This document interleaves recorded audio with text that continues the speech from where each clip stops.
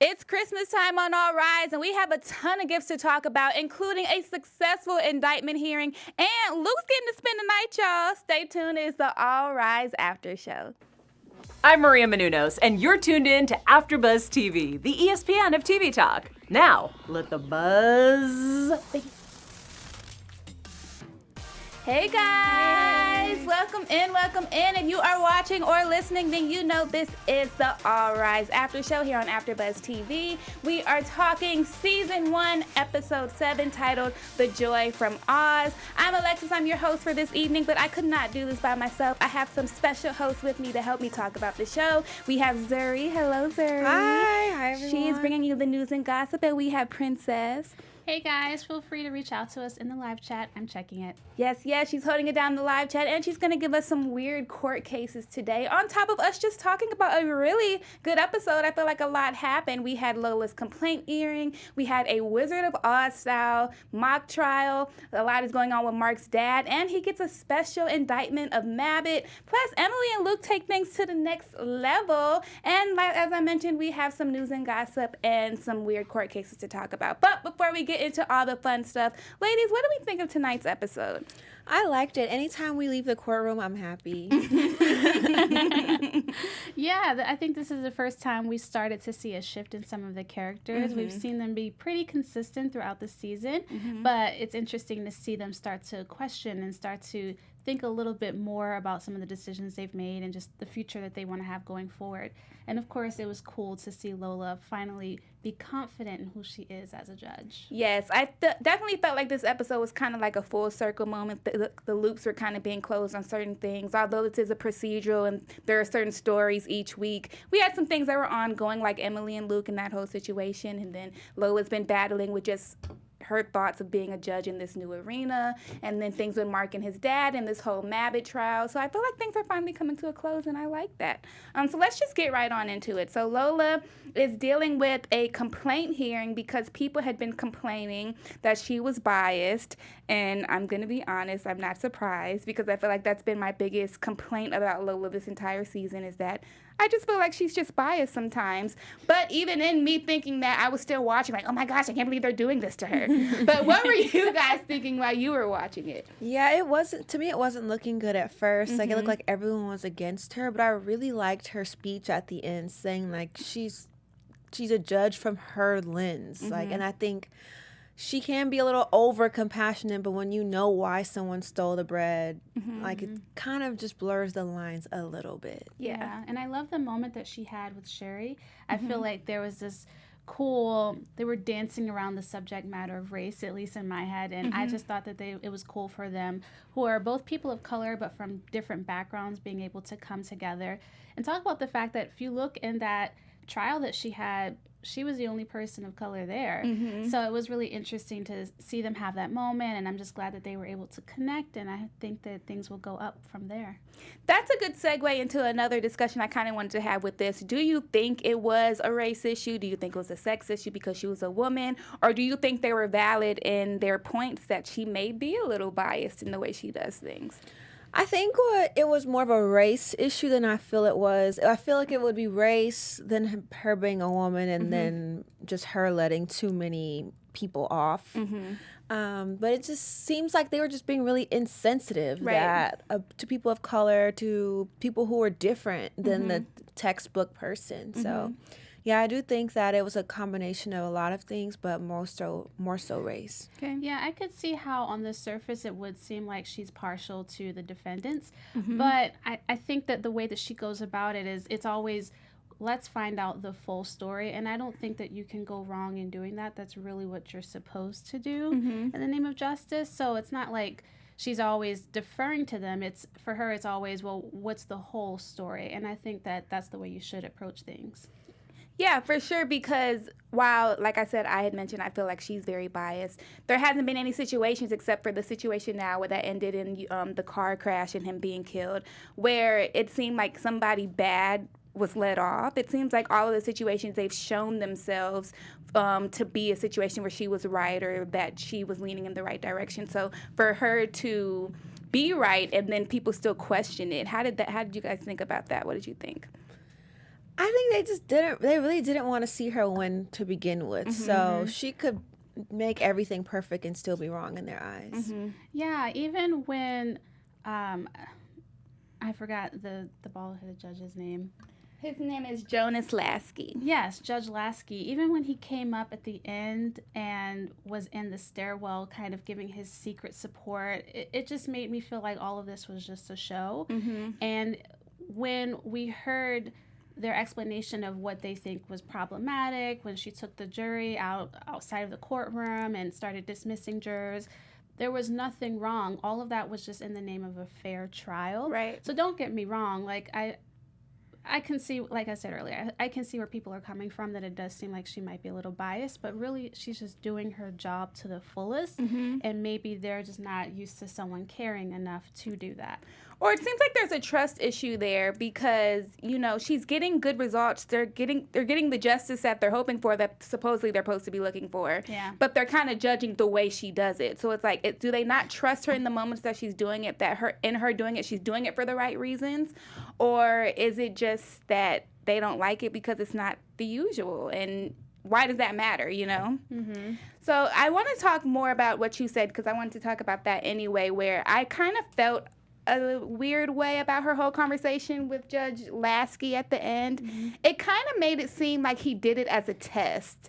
And it's like, why do you feel like you have to test her? And is this something that he does to everybody? Or what specifically about Lola made him feel like he had to test it? How did you feel about him? Do you think that he was just doing it to be encouraging and so she can build her confidence? Or do you think that it was another situation where, you know, you have a black woman in the workplace and she has to just prove herself to all these people? I feel like initially, contrary to what he said, I feel like it was an interrogation. But I feel like after Lola made clear points, I feel like he kind of like softened a bit and said, and could see that she wasn't confident in herself, and then kind of took that route. But I don't think that he always knew that she wasn't a confident judge, and that he just wanted to test her. Okay. Yeah, I agree. I think she really just, you know, she just called them out and exposed the truth, which is that I think a lot of them were biased toward her and they just didn't realize it, or at least weren't, you know, being honest about it. But I just thought it was really unnecessary. If you think that she's a great lawyer, or a judge rather, and you want her to be able to stand that truth, I don't think that the way that he went about it was helpful. I mean, I don't know. I guess it's kind of the hazing question, you know, how helpful is it? But at the same time, she's already gone through a lot.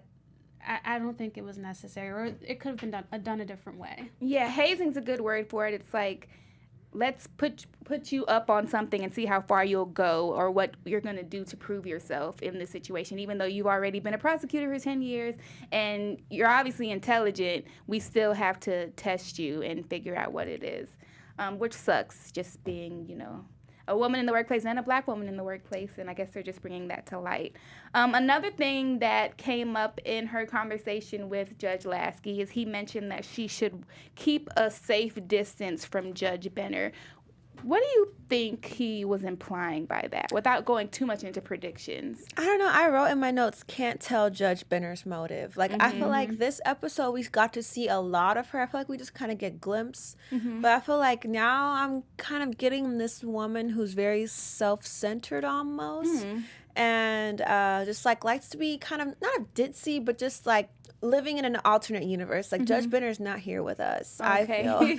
I don't think she's here with us, and I think that she's very, like, just for herself. I feel like even the way that she, like, delivers her news is kind of like, oh, by the way. It's kind of like, by the way, why does it have to be by the way? Like, We said that last week. yeah, like, why can't you just give me the news? Like, Right. well, how come it Why has are you to be a withholding matter it? of fact, yeah, so. Okay. I'm not a fan. Okay. I'm not sure how I feel about her. I think that there's a degree of truth to what he said, that she might have some skeletons in her closet. I think there's a couple things that she could have handled differently so far this season. And I agree with you. It's kind of like, you're going to voice your support, and by the way, you're also being tried, but have a good day. It's just, I don't know where you stand. I don't know if it's to the degree that he mentioned, but I guess we'll see. I don't fully trust her either, but I also don't think she's against us. don't think I she's also don't fully there. trust him. Like, why did he Yeah. say that? Yeah, exactly. That's what I battle with too, because it's like, okay, well, what does he mean by that? But at the same time, he hasn't really shown us on the show that he could be somebody that we take his word. And like now, all of a sudden, I'm supposed to believe that you have my best interests at heart when the whole season you've been making things difficult for me.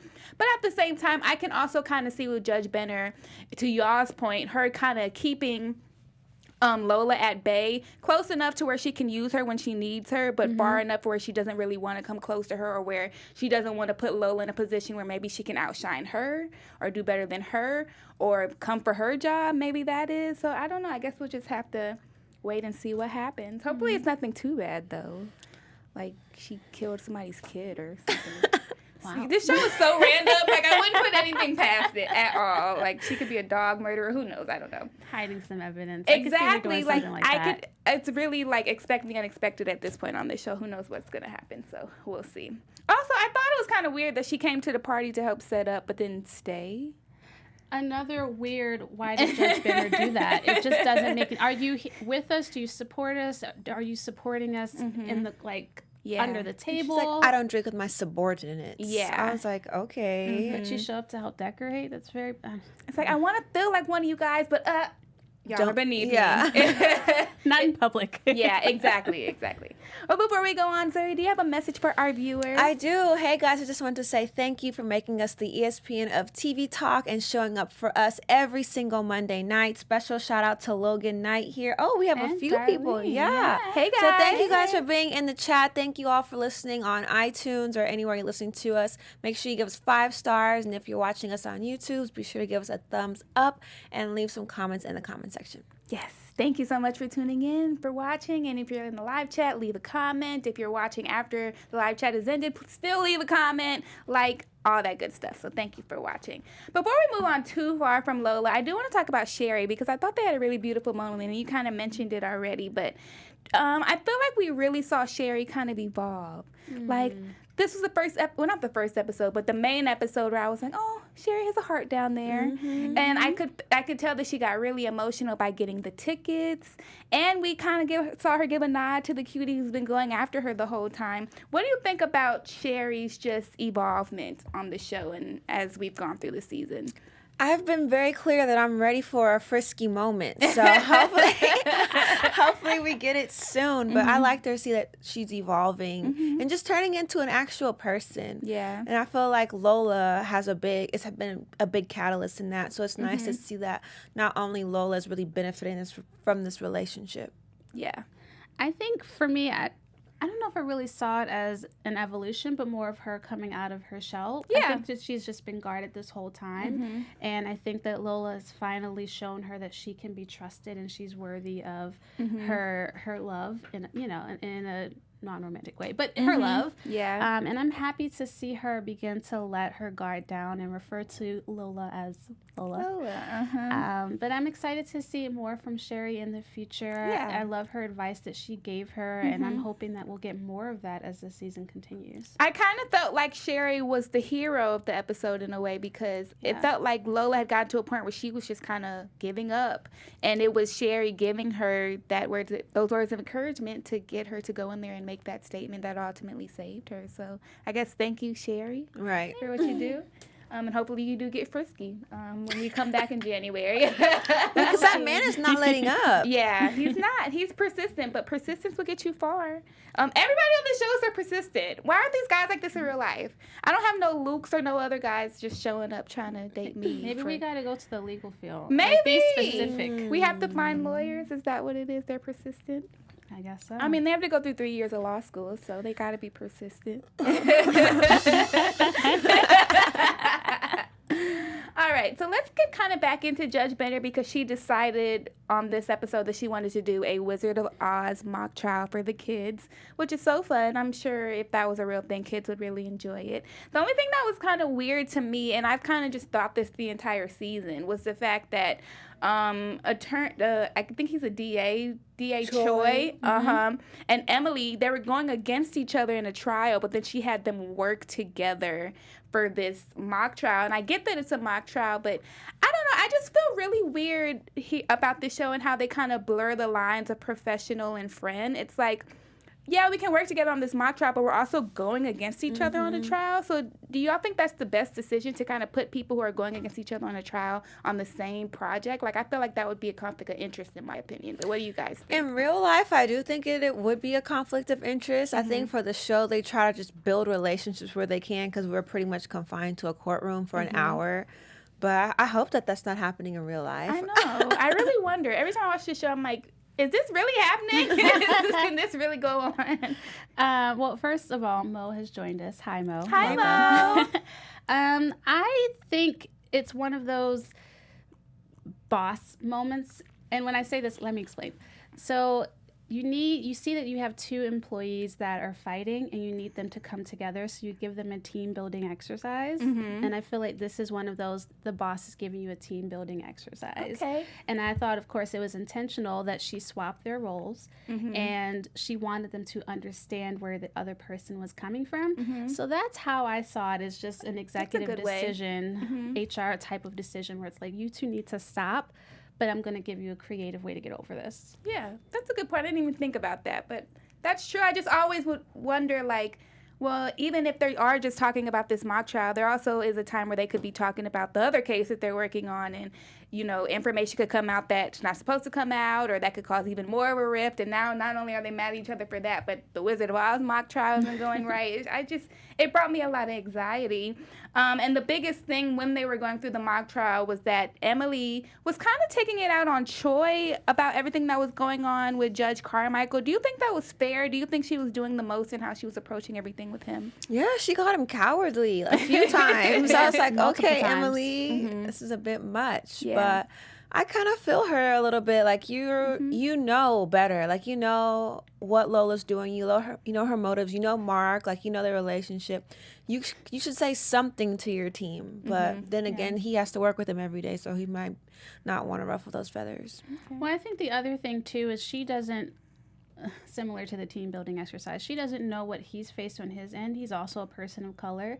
And since we talked about that being an issue or potential issue earlier, he could be facing some of those same, you know, things himself and being ostracized himself. We don't know his side of the story.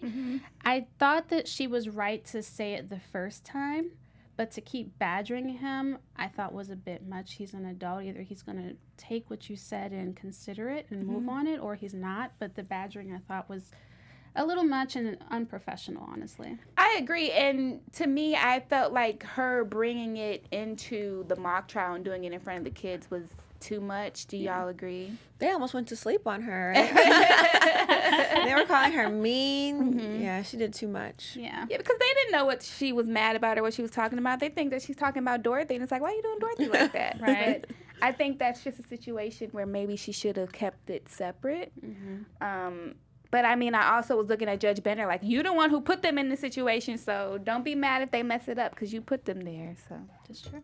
but it seems like, at least to me, in her working with Choi, they ended up apologizing to each other at the end, and he brought up Luke, and she was like, how everybody know I'm with Luke? Because y'all are around each other all the time, but whatever. And so he was like, everybody knows. And it seems like in that moment, that's when she was like, okay, well, I don't care no more. And everybody can know. And in doing that, you know, they shared a kiss at the party. And a dance, and she told him he could spend the night. So should we be thanking Mr. Choi, and are we happy that they're finally making those progressions? What do we think is going to happen? How are you feeling about Emily and Luke? Yeah. I feel like one thing I wanted to touch on was Choi suggested treatment plans. And I thought that like made a point to Lola, like that kind of like that solidarity, because I feel like that was a very Lola move. So that didn't go unnoticed, I guess. But as far as Emily and Luke, I'm glad that this balls keep finally rolling. I've been very clear that I was jumping off of the ship because I just couldn't handle the yo-yoing back and forth. So congratulations, Luke.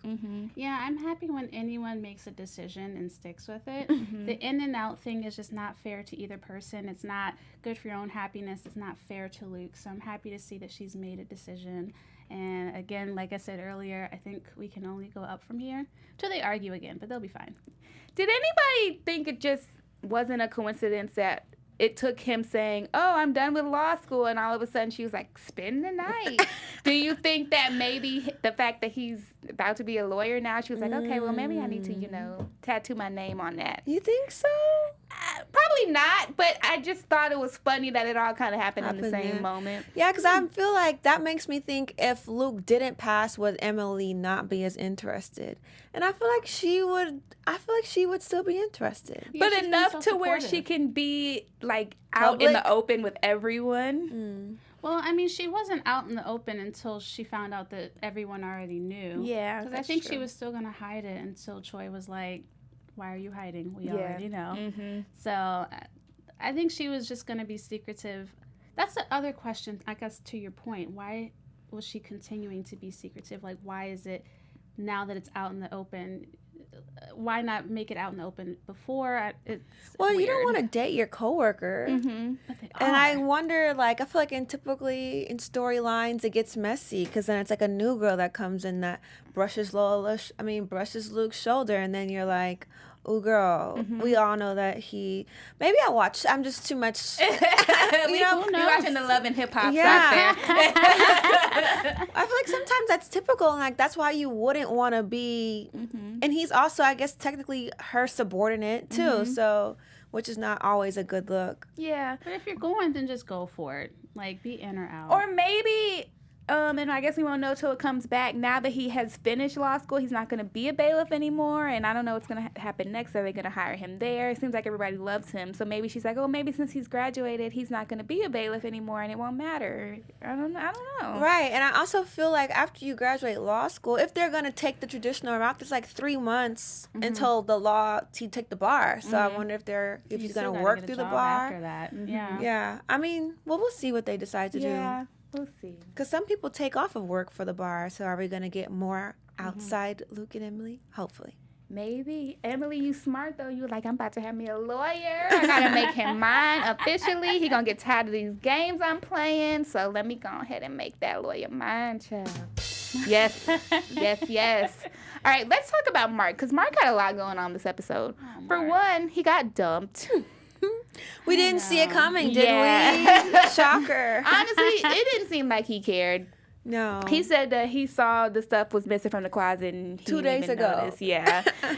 But like Lois said, in his defense, his dad is on trial for first-degree murder, which can be very distracting from your relationship, especially when you don't really like the girl in the first place, from what I think. Right. So the whole thing with Mark and his dad, he decides to make, what is her name? Amy? Yep, tries to make Amy his attorney, and his dad was like, "Oh, you're just trying to put somebody else on me, and we don't have to talk anymore." But was it fair for his dad to say that? Because it's not like he can represent him. So why did you think he just jumped straight to, "Oh, you're just putting me on this woman to get rid of me"? I think he knows his son, because that was Mark's plan initially. So I think a father just knows his child, despite what Mark may say. This dad also lives in an alternate universe. Like, you invited me to dinner to tell me that you're about to get a murder charge? Like, what? Yeah. And why did you think that I was going to put my whole life on hold for you? Was it because I've always done it? Like, well, I'm an adult now, so no. So, yeah, I think this dad is a little different. And I actually think he really did mean it. Like, yeah, you're not going to stop your life and help me? Like, absolutely not. Because I guess to that point, it kind of seems like he just hit him up because he needed the help more so than him just wanting to rebuild that relationship with his son. Is that what you think? I think that, I think he knew that he needed help and he was the person to help him, so he reached out. Like, if Mark couldn't help him, like, say Mark was, like, a construction worker, he probably wouldn't have found out till he got the call from jail, like, "Son, I'm actually in jail now." Like, That's true, and that's been his MO the entire season. It's always when I need money or when I need something. It's never, "Hey, how are you doing?" There's always some motive. yeah, he's not very proactive. Like, Mark is always 2 steps behind the situation, generally before he can even fix it. Good point. Do you think that something is going to be going on with Mark and the attorney, Amy? I was kinda getting those vibes. Yeah, I think that's what they set them up for. everyone seems to see it, just like with Luke and Emily.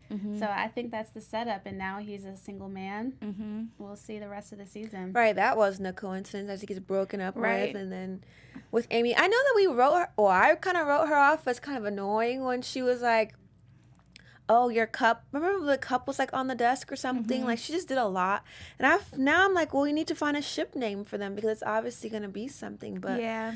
I don't feel like they don't have very shippable names. Like, Amy Marky. and Marky, Marmy, Ark. we know that the writers watch the show.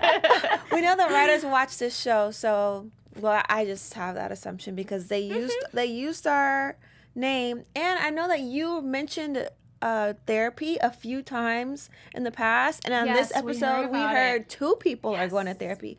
Now I think you wanted Emily to go, and I feel like She talked about going to therapy. Emily's going. That's what Right. she Talked about it said. again, yeah. Okay, so we know that they're Hallelujah. listening. Hey guys, yeah, we're gonna brainstorm a ship name on our break. Yeah. And make sure you use it when it comes back. Will you have the okay from us? But I'm not for that, though. I say all that to say I'm not for that, though, because I feel like she's representing your dad. You don't really know for sure if he killed someone. What if it comes out that he did kill someone and now you're messing around with this lawyer? She thinks you're a son to a killer maniac. Like, I just feel like they're kind of blurring the lines. But I what do think you she's think? smart enough to separate the two. I hope so. She knows enough of their history to know that Mark is not his dad. And she even brought up the fact that he's this golden boy, this good kid, and That's Mark's true. father is a completely different beast. Yeah. So I think she knows enough to separate the two. Okay. I think it's helpful that they have a background, so now she can separate his dad from him and who he'll be like during this time. Like if he starts to lose himself while his dad's on trial, like I feel like she can always reference who he is at his core. So hopefully that'll work out. But no, I agree. It could be really sticky. Yeah, or just, mid-trial, they break up. Now she's mad at him, so she's taking She it out on her quit. dad. Yeah, she quits, and now they don't know what to do. It's just so much that could go wrong with it. Hopefully they put the relationship off until the end of the trial. That's what they Kind of should do a do. Luke and Emily. Wait until the timing is right and then jump in. Yeah. Well, we'll have to wait and see. Another thing with Mark is they've been dealing with this whole Mabbitt case. Been brought up a few times in the season, and this is the episode where we saw everything kind of come to an end, where they had someone, Liam, who worked for Mabbitt, come forward and say, I want to snitch on him now. And I know immediately, and what it seems like Mark immediately thought was, why all of a sudden you want to snitch on this man? And the jury was like, we're not going to vote to indict this man without you letting us know why. And he said that it's because, his sister got killed and he realized that was the only person he had. Mabbitt didn't show any type of concern or empathy. Why you would think a guy like Mabbitt would show any type of Full empathy. drug dealer. Yeah, And exactly. he's not sending flowers. Yeah, so, and even after, and let me know what you guys think, even after he told the whole sister story, part of me still felt like it was a lie. Part of me still felt like something deeper is going on. The woman had mentioned, oh, maybe he's just bringing this up now to get immunity because he really did something. What did you all think, though? Did you kind of believe what he said, or you think there's some type of hidden story there? I bought the story. Okay. I believe it. It was kind of hard for me though, when he said, I didn't even know. I'm like, your sister's a hardcore drug dealer and you didn't know? That was a little weird, but especially because she lives there. It'd be different if she was like out in Arkansas somewhere. But if she's buying from Mabbitt, how did you not know that she was a hardcore drug user? Yeah. So that part was a little weird, but other than that, I bought the story. Okay. I brought the story. I believe he really did have a sister that overdosed. I don't know if I believe that's all of it. And I think that it could come back to bite Mark in the future. But yeah, I do think there's more to the story. I'm glad that he did grow a conscience, and I'm glad that they did bring up the crisis that we're dealing with in this country. But yeah, I'm not fully convinced. Right. I would love for that to be the case, but given this guy's history and just given what we saw, I'm not really there yet. It just felt too easy for me. Like, they've been trying to get this guy, then all of a sudden they just have somebody who's like, well, he's a bad guy, which everybody knew, but all of a sudden there's this one guy who's like, this is what he did. And the only reason he's doing this, even in seeing everything that he's done, is because his sister died, which really had nothing to do with Mabit. He just didn't show any type of concern. It's like, you're just mad because he didn't show concern, and now